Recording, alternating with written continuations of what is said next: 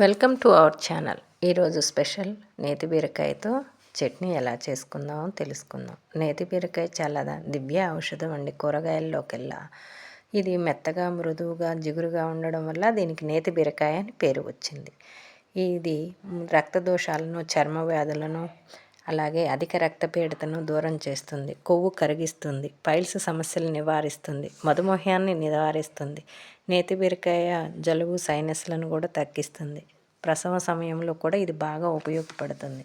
ముందుగా వేయించుకున్న నేతి బీరకాయ పచ్చిమిర్చి వేయించుకుని తర్వాత పచ్చెనపప్పు మినప్పప్పు ధనియాలు జీలకర్రను కూడా విడిగా వేయించుకుని తర్వాత దంచుకునే ముందుగా పచ్చెనపప్పు మినప్పప్పు వాటిని దంచి తర్వాత పచ్చిమిర్చి వేసి దంచుకోండి.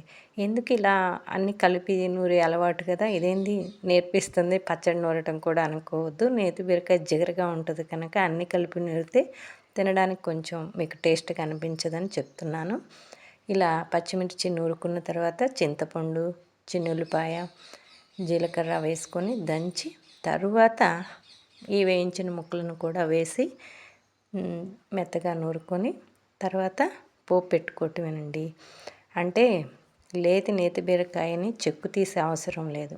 అలాగే కడిగి పచ్చిమిరపకాయలతోటి బీరకాయ ముక్కలని తరిగి వేయించుకొని అలా ఆ వేయించిన వాటిని ఈ విధంగా నూరుకుంటే సరిపోతుంది. నేతి బీరకాయ చాలా మంచిది. ఈ సీజన్లో బాగా దొరికిద్ది. మిస్ అవ్వకుండా తినండి.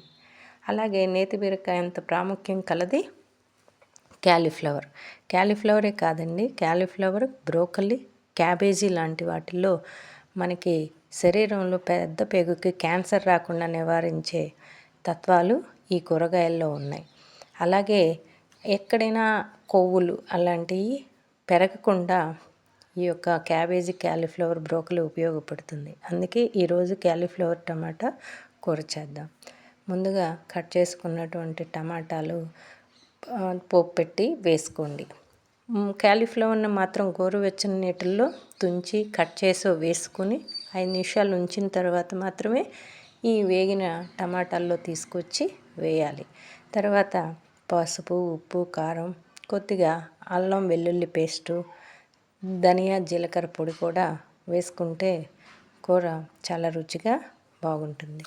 ఈ యొక్క రెండిటికి చాలా ఉంది కనుకనే అవి ఈ చలికాలంలో దొరుకుతాయి కనుకనే ఈ రెండింటిని ఒకేసారి చేసి చూపిస్తున్నాను. చట్నీ కూర రెండు తయారయ్యాయండి.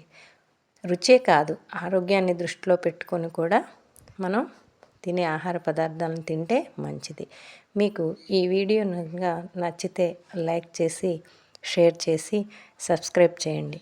మీరు అలా చేయడం వల్ల ఇలాంటివి ఎన్నో మీ ముందుకు తీసుకురాగలుగుతాను.